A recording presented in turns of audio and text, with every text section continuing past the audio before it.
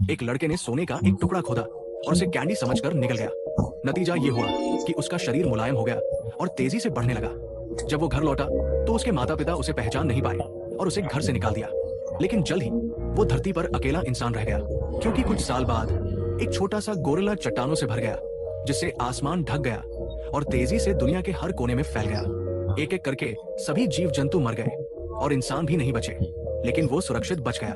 वो शहर शहर घूमता रहा, उम्मीद करता रहा कि कोई और जिंदा इंसान मिल जाए, लेकिन आखिरकार उसे एहसास हुआ कि ये सब व्यर्थ था। सैकड़ों साल बाद पृथ्वी पूरी तरह से रेगिस्तान बन चुकी थी, जहां मानव सभ्यता का कोई नामो निशान नहीं बचा था। जब एक एलियन अंतरिक्ष यान पृथ्वी के पास से गुजरा, एलियंस ये जानकर आश्चर्यचकित हो गए कि इस उजाड़ ग्रह पर जीवन है। उन्हें जल्द ही लक्ष्य मिल गया, जो दुबला पतला शरीर और बिना कपड़ों के आगे आगे चल रहा था। एलियंस ने उसे स्कैन किया और पता लगा लिया। स्कैन से पता चला कि उसके शरीर में एक खास पदार्थ है, इसलिए उन्होंने उसे निकाल लिया।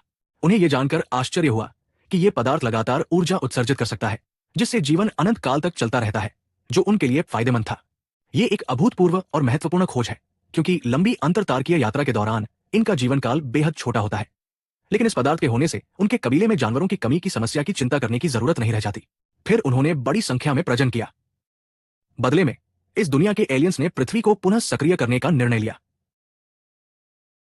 उन्नत प्रौद्योगिकी के बिना उन्होंने वायुमंडल और महासागरों को बहाल किया और मनुष्यों को छोड़कर पृथ्वी पर लगभग सभी प्रजातियों को बहाल किया, और पृथ्वी अपने पूर्व जीवन में लौट आई।